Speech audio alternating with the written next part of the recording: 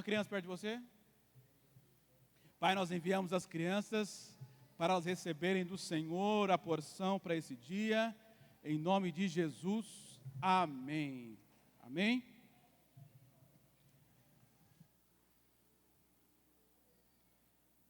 Tudo bem, queridos?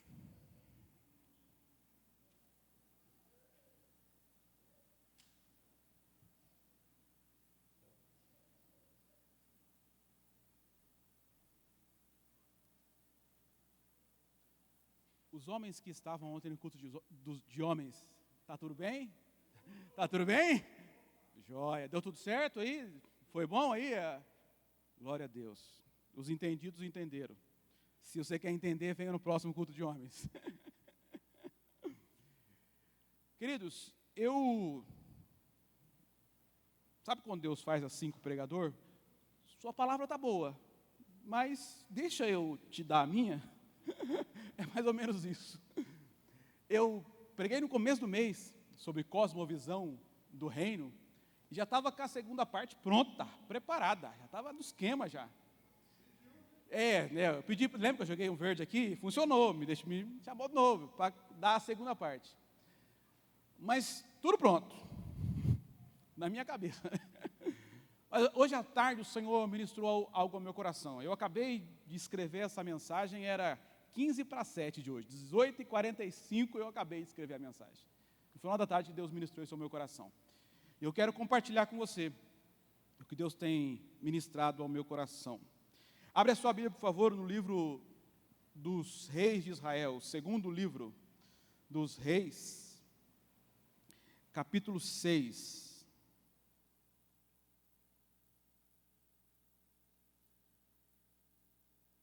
Segundo a Reis, capítulo 6, nós vamos ler 2 versículos e depois vamos continuar a leitura no capítulo 7. Mas agora só os 2 versículos 24 e 25 de segundo a Reis.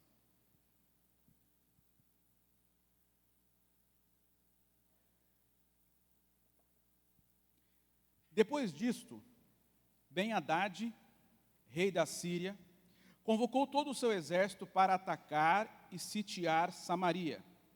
Houve grande fome em Samaria, porque o cerco foi mantido até que grande fome se espalhou por toda a cidade, a ponto de uma cabeça de jumento custar o equivalente a 80 peças de prata, e uma caneca de esterco de pombo, 5 peças de prata. Amém? Amigo Espírito Santo, ministra aos nossos corações. Queremos estar acessíveis à Tua voz. Ministra em nome de Jesus. Amém. Amém e amém. Essa estratégia de guerra que o rei da Síria usou com Samaria, com Israel, não é muito comum. Porque geralmente no texto bíblico, você vai encontrar inúmeras guerras. Sai lá a cidade A para lutar contra o povo B, eles se encontram no vale, tem uma batalha, tem uma guerra, tem uma luta, um ganha, enfim. Geralmente essa é a estratégia de guerra. Geralmente as guerras no texto bíblico, elas se dão dessa forma, num confronto físico. Mas o rei da Síria, quando vai atacar agora Samaria, ele não se utiliza dessa estratégia de guerra. Ele se utiliza da estratégia de sitiar a cidade. Ou seja, ele e o seu grande exército, eles ficam em volta da cidade. Em volta da cidade. E o tempo que eles vão ficar ali é mais ou menos, eles ficam 18 meses, 1 ano e meio, em volta de Samaria, nessa estratégia de guerra. Nessa estratégia, ele não usa armas, ele não usa escudo, ele não usa lança, ele não usa espada, ele usa a intimidação, ele usa o medo, ele utiliza-se do isolamento. Porque quanto mais vulnerável o meu inimigo está emocionalmente, é mais fácil de eu atacá-lo. Então são 18 meses de um cerco em Samaria. As armas, ele não levanta uma espada, não levanta um escudo, só com a intimidação. Só com a intimidação. A arma que ele utiliza contra Samaria é o medo. É o medo. Todos os dias, os irmãos de Samaria levantava, lá estava o exército em volta deles. Dia 1, dia 2, primeiro mês, segundo mês, e assim vai. Então, dia após dia, você tem um povo sendo intimidado. Dia após dia, você tem um povo sofrendo um ataque de medo, de pânico. E agora? Que dia que eles vão entrar? Será que é hoje? Eles já estão em volta da gente aqui há 6 meses. Será que é hoje que eles vão entrar na cidade? Será que é hoje que eu vou morrer? Será que é hoje que eu vou perder tudo? Será que é hoje que eu vou perder minha família? Será que é hoje que Será que é hoje? Será que é hoje? Medo, pânico, pavor. Essa é a estratégia que é utilizada pelo exército da Síria para atacar Israel, Samaria. Qual a arma que eu, quando estou sendo atacado pelo medo, eu devo usar?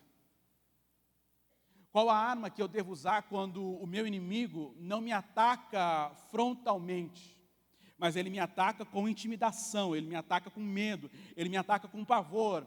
É algo que é uma constância. Não é um confronto. Um confronto você vai, luta, venceu, não é isso. É algo que passa um dia, vai outro dia e não muda, e uma semana, um mês, 2 meses, 1 ano, 2 anos. Então é uma intimidação, é um medo. E agora? Será que vai ser agora, vai ser depois? Como que eu saio desse ataque de medo? Como que eu venço um ataque do inimigo contra mim, me atacando nas minhas emoções, me atacando frontalmente no meu emocional? Eu quero te dar uma receita disso, uma resposta para essa pergunta, num outro personagem da Bíblia. E já vamos voltar para aí. Abre a sua Bíblia aí, por favor, em 2 Crônicas. 2 Crônicas, capítulo 20. Como vencer o ataque de medo? 20, versículo 1 até o 3. Depois disso, os filhos de Moabe, os moabitas, e os filhos de Amon, os filhos dos amonitas, juntamente com alguns dos meunitas, decidiram atacar o rei Josafá. Então vieram alguns que avisaram a Josafá, exclamando: grande multidão vem contra ti, de Edom, do outro lado do Mar Morto. Eis que os guerreiros já estão em Hazazon Tamar, cidade conhecida por En-Gedi. Versículo 3 do capítulo 20, de 2 Crônicas. Então Josafá sentiu grande medo. Então Josafá sentiu grande medo.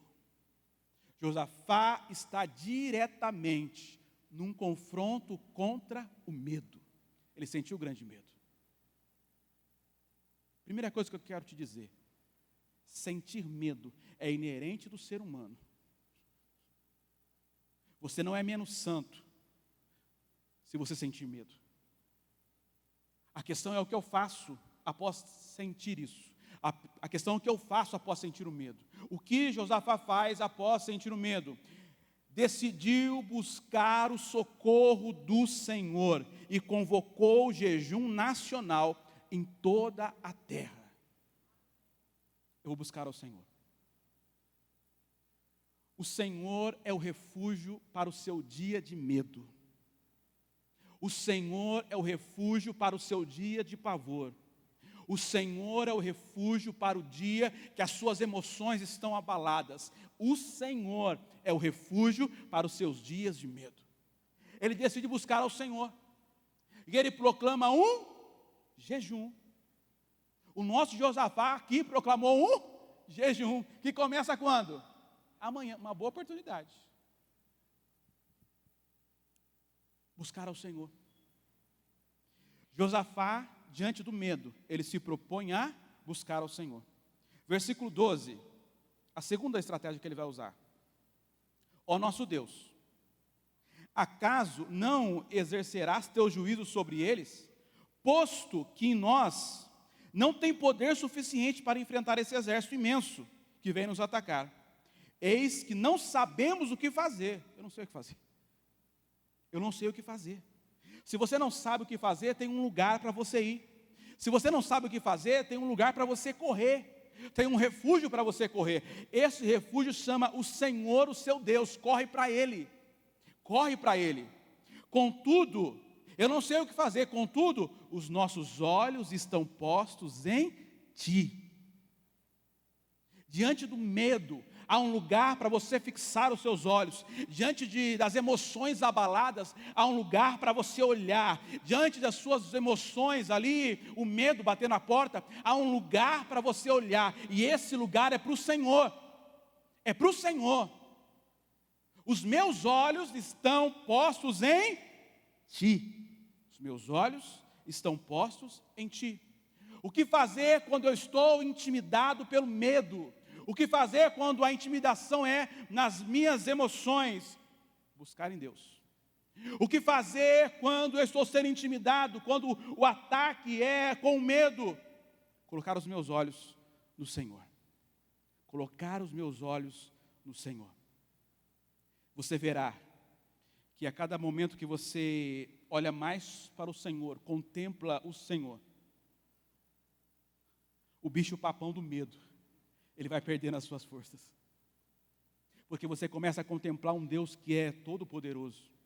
Você começa a contemplar um Deus que é onipotente, um Deus que é onisciente, conhece todas as coisas. Você começa a contemplar um Deus que tem todo o poder, que pode fazer qualquer coisa. Acaso há alguma coisa impossível ao Senhor, diz o texto sagrado? Não. Nada é impossível ao Deus que você serve. Nada é impossível. Nada é impossível. Nada é impossível. Estou enfrentando medo, busca ao Senhor. Estou enfrentando medo, clame ao Senhor e mantenha os teus olhos no Senhor.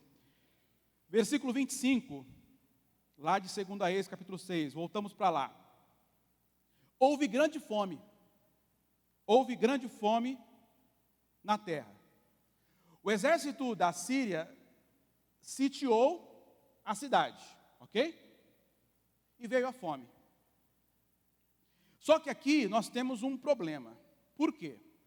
Samaria é uma sociedade, é uma comunidade agrícola. É uma comunidade agrícola. Ou seja, imagine você que aqui o altar é a cidade, ok? E ao redor aqui é o exército que está em volta. Aqui é uma sociedade agrícola. Eu planto, colho, encho os celeiros, pego a semente, planto, colho, celeiro, assim vai. Assim vai. O texto não diz que parou de chover. O texto não diz isso. O texto não diz que não teve chuva sobre a terra, porque se não tem chuva, não colhe. O texto não diz que a terra não dava o seu fruto. O texto não diz isso. Se o problema não é chuva, se o problema não é a terra, onde está o problema? No processo de plantação. No processo de plantação. Ou seja, em algum momento, alguns comeram a semente, e aí não tinha semente a plantar. Ou seja, eu não tenho semente a plantar, eu não tenho colheita. Então o problema estava onde? No processo de plantação.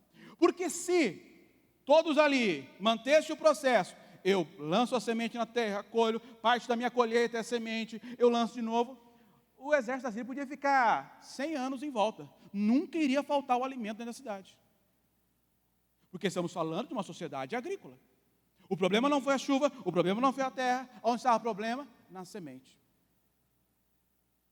Eles estavam vivendo uma crise, um medo tão grande, que eles comeram as suas sementes.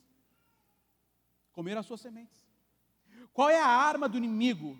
Te colocar num ponto de medo, de pavor tão grande, e você comer a sua semente. E aí você não tem colheita. Porque o ataque do diabo é o quê? O medo. Para quê? Para que você coma a sua semente. Porque se você come a sua semente, na próxima estação não tem colheita. E se não tem colheita, você morre espiritualmente. Por maior que seja a crise que você esteja vivendo, não coma a sua semente. Por maior que seja a crise que você esteja vivendo, não coma a sua semente. Nós somos muito bem ensinados aqui hoje. Por maior que seja a crise que você esteja vivendo, não coma o seu dízimo. Por maior que seja a crise que você esteja vivendo, não coma as suas ofertas. Não coma a sua semente. Não coma. Não coma. Porque a sua semente é que garante a colheita da próxima estação. Pregador, mas eu estou com medo. Pregador, mas... o ataque é esse. O ataque é esse para que você coma a sua semente. Mas não coma a sua semente. Porque se você come a sua semente, você fica ainda mais vulnerável ao ataque do inimigo. Por maior que seja a crise, diga, por maior que seja a crise, eu não vou comer minha semente. Eu vou lançá-la e ter uma grande colheita. Uma grande colheita. O rei de Israel, ele está passeando pelo muro da cidade, muros largos, ele está passeando, e ele se depara com uma situação que o chocou ainda mais. Duas mulheres que fizeram uma negociação, um negócio. Olha para você ver o tamanho da crise, o tamanho do problema. E o negócio era a Maria e a Sebastiana. Sebastiana fala para Maria, Maria, vamos matar o seu filho hoje e comer? E amanhã a gente mata o meu e come o meu. O que você acha? É verdade, eu estou com fome, então vamos fazer isso. A crise chegou num tempo em que a moral já tinha ido embora há muito tempo. Para chegar nesse nível de ação, muito já foi embora a moral, já foi embora costumes, já foi embora tudo. Para uma mãe, para o amor de uma mãe, que quando Deus vai falar do seu amor, Deus fala, pode uma mãe se esquecer de um filho, mas eu não vou esquecer. Olha a comparação que Deus faz com o amor de uma mãe. Pode uma mãe se esquecer de um filho, porque se uma mãe se esquecer de um filho é algo, enquanto amamenta, diz o texto ainda, né? É difícil uma mãe se esquecer de um filho enquanto amamenta, né? Porque enche, dói, não é isso? As irmãs que amamentaram aí, eu não amamentei, né? A natureza não me permitiu isso. Aleluia, obrigado, irmã Ana Paula, graças a Deus.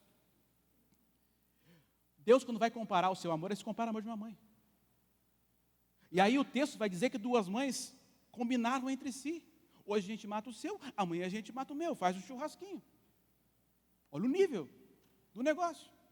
E aí, as duas estão reclamando, rei, o negócio é o seguinte, a Maria, então, a Sebastiana, ela ia matar o filho dela hoje, ela não quer matar hoje, porque está com a barriga cheia, né? Está com a barriga cheia de ontem, agora você não quer matar o seu. O rei vendo essa situação, ele fica nervoso. Ele chama alguns homens e fala assim, vai atrás de Eliseu, que eu vou catar, Eliseu é o profeta, eu vou catar Eliseu hoje, vai atrás dele.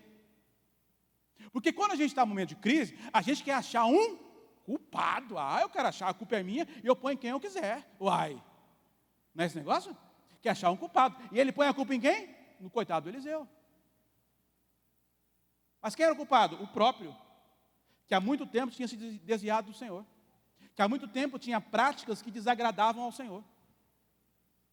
Os homens do rei estão chegando a Eliseu, Eliseu fala assim, olha, o negócio é o seguinte, fala lá para o seu senhor o seguinte, 2 Reis capítulo 7, versículo 1, Eliseu respondeu, escuta a palavra de Yahvé, assim diz o Senhor, amanhã por essas horas, na entrada de Samaria, tanto uma medida de farinha como 2 de cevada, serão vendidas por uma peça de prata, ou seja, a inflação ia cair, certo? A inflação estava alta, vai cair a inflação agora. O escudeiro do rei, cujo braço do rei se apoiava, respondeu o homem de Deus, ainda que o Senhor mandasse abrir as comportas do céu, será que essa profecia poderia se tornar realidade? Entretanto, Eliseu advertiu, tu o verás com os teus próprios olhos, contudo dessa fartura não comerás. Não comerás. Eliseu libera uma palavra. Eliseu libera uma palavra. Quando o escudeiro do rei era o homem a qual o rei se apoiava o seu braço. O rei ia sentar, apoiava o braço aqui no escudeiro. Então o escudeiro era alguém que estava próximo ao rei, alguém que andava ao lado dele. Então alguém que ao lado do rei, ele via tudo que estava acontecendo em Samaria. Ele sabia das duas mães que mataram os filhos lá, um filho para comer. Ele via toda a cena, ou seja, ele tinha informações privilegiadas, informação que o outro não tinha. Ele sabia a real situação que Samaria estava vivendo, porque ele andava do lado do rei. Quando ele ouve a palavra que o Senhor diz, amanhã vai acontecer isso, amanhã tem fartura. E ele lembra de tudo que ele sabe, de tudo que ele vê, ele lembra de toda a circunstância, buga a cabeça do homem. Buga. Então não dá. Não dá. Não dá. Não dá para isso se cumprir diante de tudo que eu sei.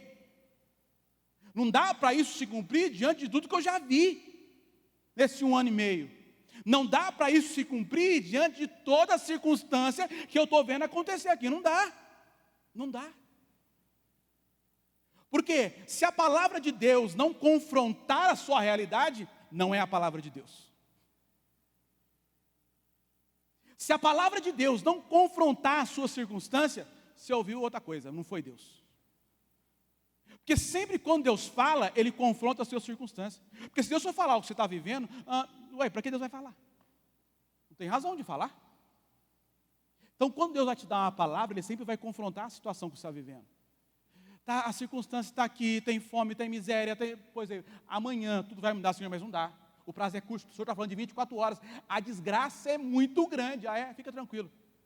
Eu sei o que eu estou falando, eu sou Deus e você é servo, você só escuta e obedece. Você só escuta e obedece. Às vezes Deus nos fala algo, você fala assim, olha, isso aqui é só Deus. É só Deus isso aqui. Porque você olha para a circunstância e a palavra de Deus. Circunstância e palavra de Deus. Palavra de Deus e circunstância. Não dá certo. Não dá. A conta não fecha aqui. Não está fechando a conta. Na sua matemática pode a conta não fechar. Mas na de Deus, fica tranquilo que Ele sempre fecha a conta. Depois faz a prova real e dá tudo certo. Fica tranquilo. Lembrei de prova real agora. Lembrei de matemática agora. Olha. Quem se lembra da prova real? Que você fazia o inverso e estava certo? Só eu que lembro? Vocês lembram, gente? É isso. É do seu tempo. Sempre dá certo. Então confie na palavra do Senhor. O que eu posso fazer para quando Deus me dá uma palavra, eu confiar na palavra do Senhor e não na circunstância que eu estou vendo? Perceba que o escudeiro do rei, ele fala uma coisa que demonstra que ele não conhecia Deus. Por quê? O que ele fala? Ele fala assim, se Deus abrir a janela do céu e derramar, isso pode acontecer? Ele coloca em xeque o poder de Deus. Ele coloca em xeque um atributo incomunicável de Deus. Quando você vai estudar, você conhece as duas situações. Os atributos de Deus comunicáveis, que são, por exemplo, Deus é amor, eu posso amar. Deus é justo, eu posso ser justo. Deus é misericordioso, eu posso ser misericordioso. E aí você tem os atributos de Deus incomunicáveis, que só Ele tem. Por exemplo, Deus é o Todo-Poderoso, Deus é onipotente, só Deus é onipotente. Deus é onisciente, conhece todas as coisas. Ok? Ele está afrontando, dizendo algo sobre um atributo incomunicável de Deus. Mas será que se Deus fizer isso, tipo assim, será que Deus tem o poder para isso aí tudo? Se Deus abrir a janela do céu, vai mudar alguma coisa? Mas será? Isso mostra que ele não conhecia Deus.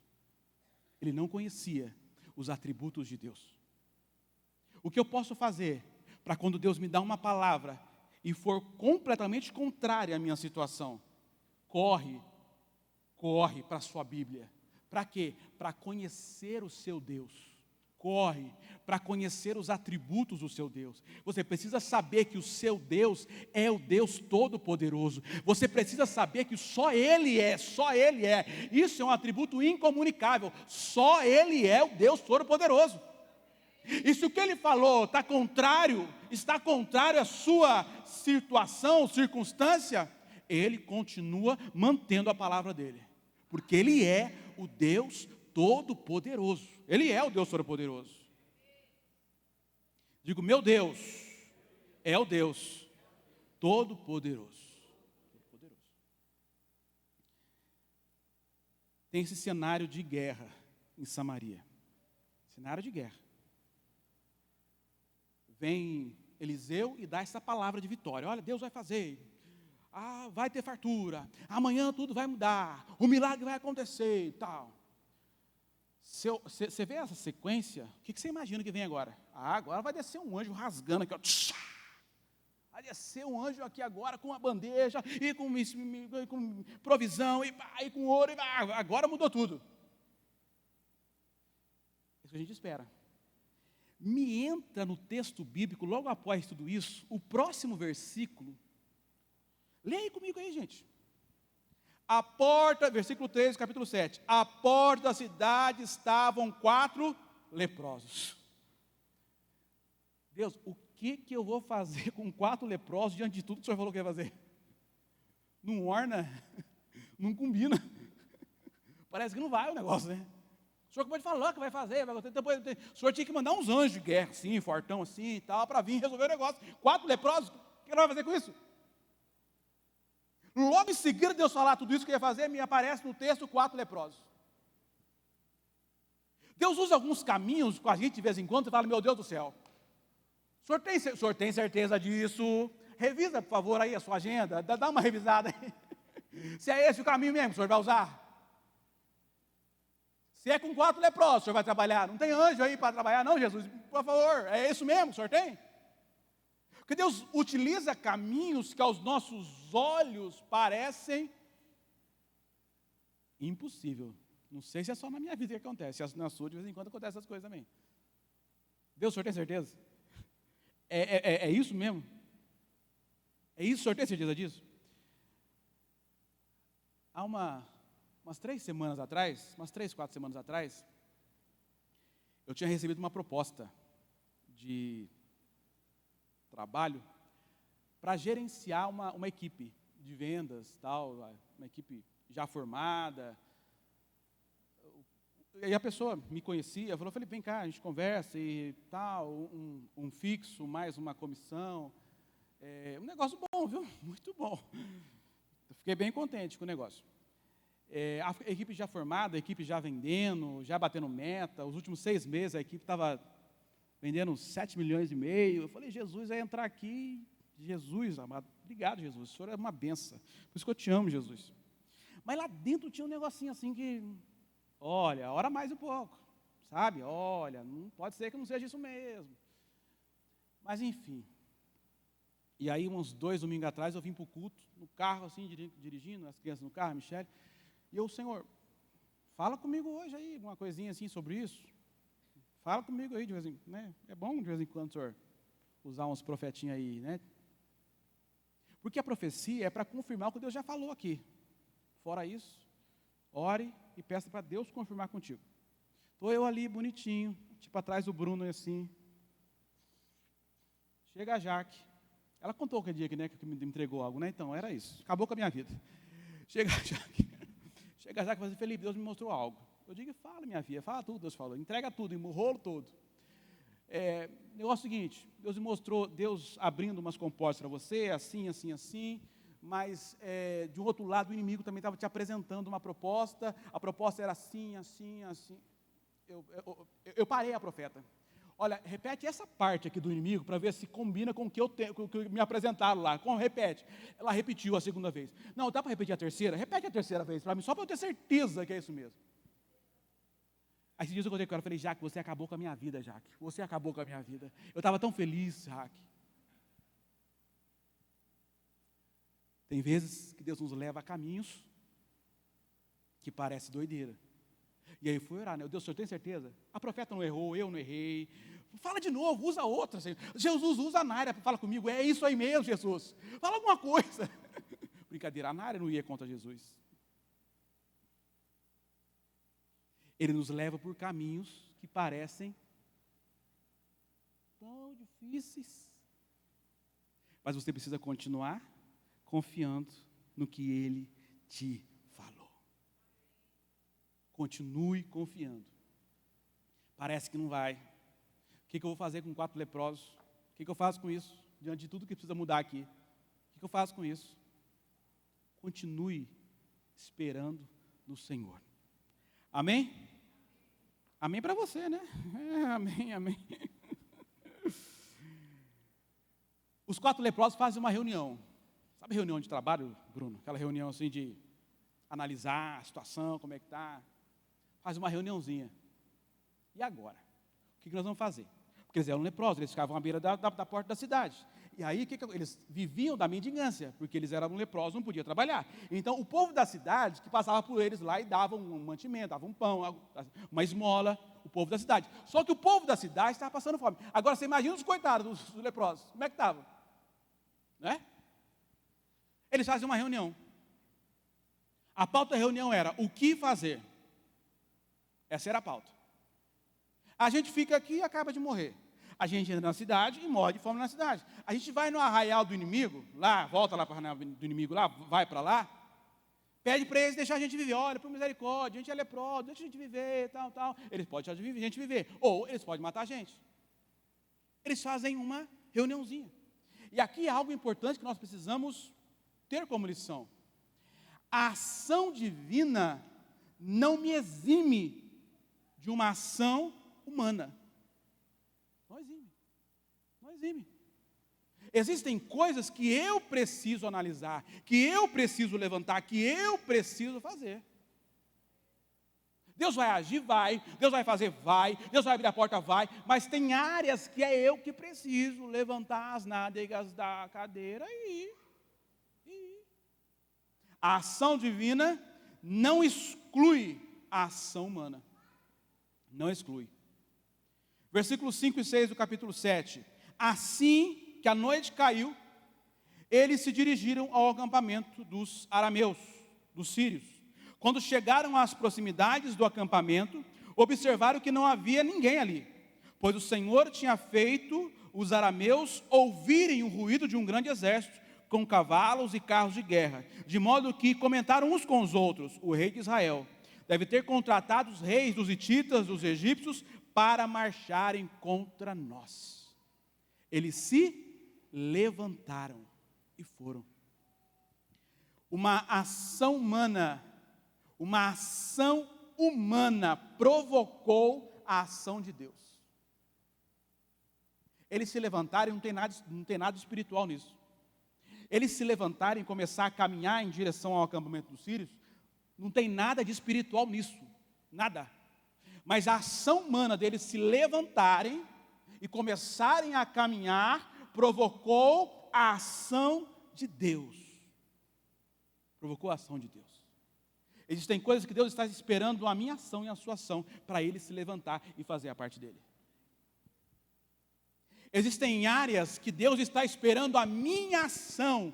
Eu assim, gostei. Começou a caminhar, né? Bem devagar, por causa da sua condição, se arrastando, está indo, ok. Agora é comigo. Você fez a sua ação, agora eu entro com a minha ação, com a ação do céu. Deus pode estar esperando em algumas áreas da sua vida e da minha vida, uma ação minha, para Ele fazer a ação dEle. A ação natural provocou a ação espiritual, a ação de Deus. E eles estão caminhando em direção ao acampamento dos sírios, 4 leprosos. No mínimo, anêmicos. Só a carcaça. Acho que eles só tinham vida porque Deus manteve vivo. Porque eles viviam do que a cidade dava. E é esses 4 que estão levantando e começam a caminhar. Imagina o som da caminhada desses 4. Se arrastando. Você poderia colocar um microfone no pezinho para ver se saísse algum som dali. Mas esse pequeno som que talvez tinha no caminhar dele, que Deus potencializou e chegou no arraial do Sírio como um grande barulho. Por menor que seja a sua força, por menor que ela seja, comece a caminhar, comece a fazer, porque é nessa sua pequena força, é nesse seu pequeno caminhar, é nesse seu pequeno som, que Deus vai potencializar e fazer um grande milagre. É no seu pouco, é no seu pequeno, essa é a minha pequena força, Felipe. Então começa nessa daí, começa aí. É essa sua pequena força, é essa sua pequena atitude de se levantar. Eu vou arrastando, com dor, gemendo, mas eu vou. É esse pouquinho aí que Deus quer. É essa sua pequena força que Deus vai potencializar. Ele vai potencializar. E o seu inimigo vai ouvir um grande som. Um grande som. É o som do meu pé se arrastando? Também. Mas é o som do meu pé arrastando, potencializado pelo poder de Deus, o que muda tudo. Aí apavora o inimigo. Aí apavora o inimigo. Fique em pé, por favor.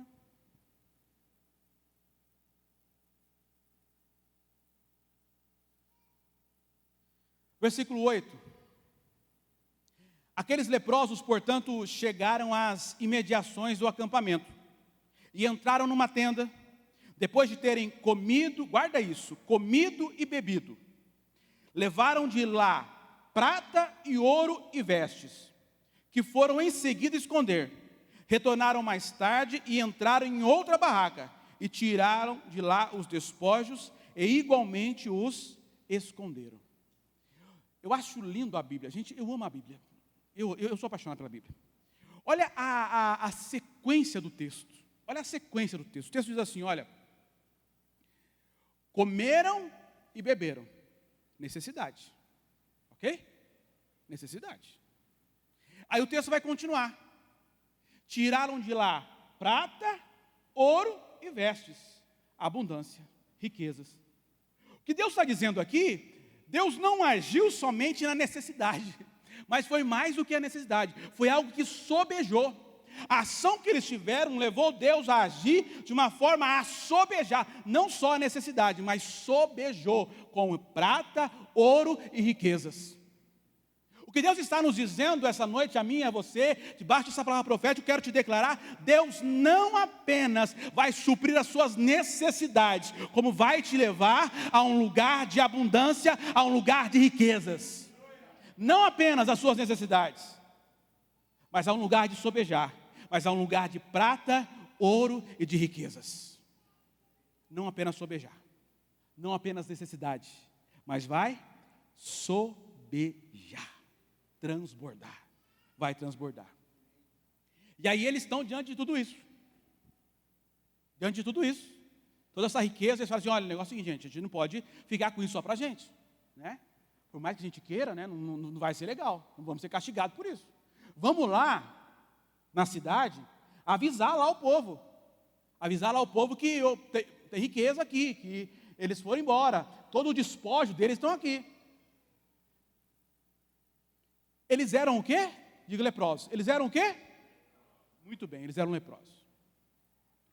Os leprosos eram considerados imundos pela sociedade, de modo que uma outra pessoa não podia nem tocar na sombra deles, porque ficaria imundo também e teria que passar por um processo de purificação, ok? Então, quando um leproso ele chega num lugar, ele tem que chegar cantando, anunciando: leproso, leproso, leproso, para ninguém encostar na sua sombra, para ninguém encostar na sua sombra, para ninguém encostar.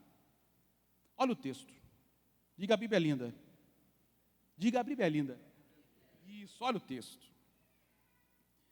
Partiram e chamaram os guardas da porta da cidade e lhes anunciaram,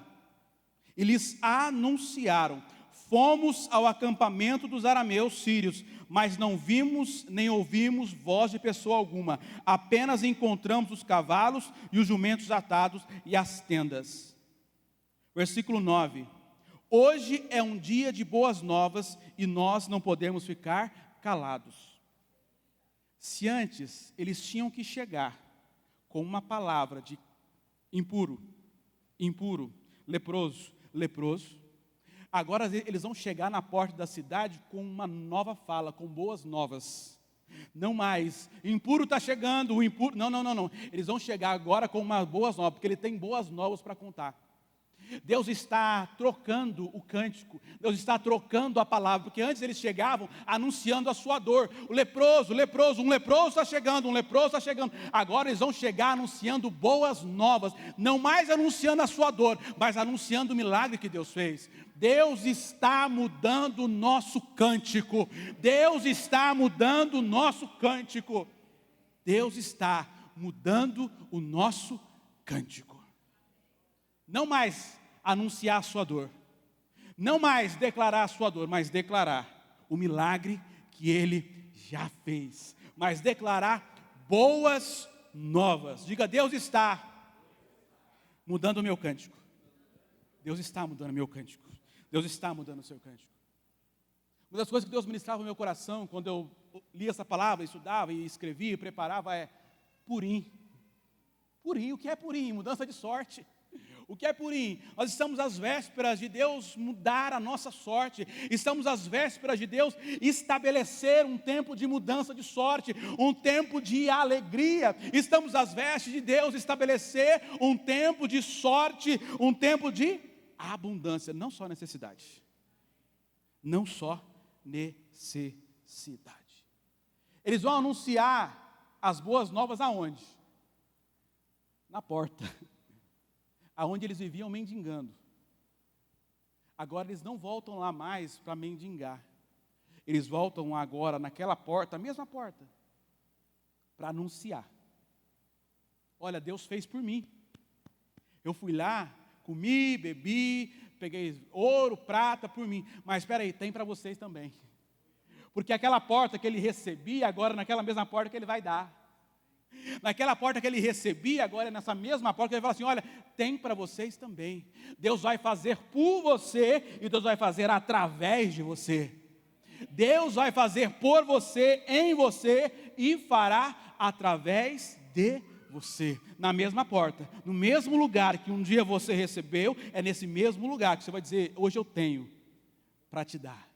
Hoje eu tenho para te dar. Hoje eu tenho para te dar. Hoje eu tenho para te dar. Feche os teus olhos um minuto, por favor.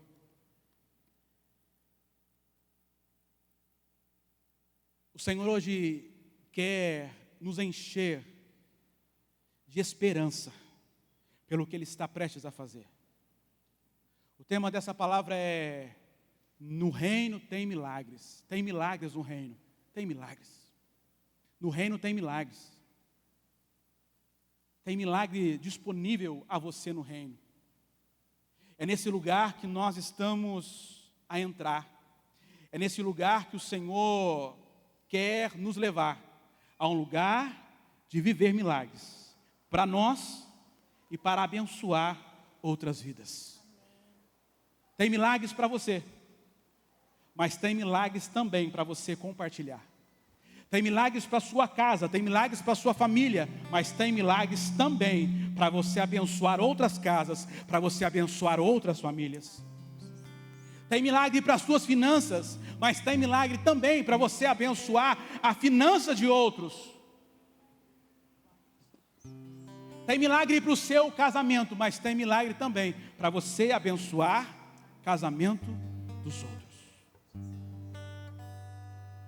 Feche os seus olhos e fale com o Senhor. Diga: Senhor, eu quero entrar nesse lugar. E eu nessa noite me encho de fé. Essa palavra hoje me traz esperança. Essa palavra hoje me traz esperança.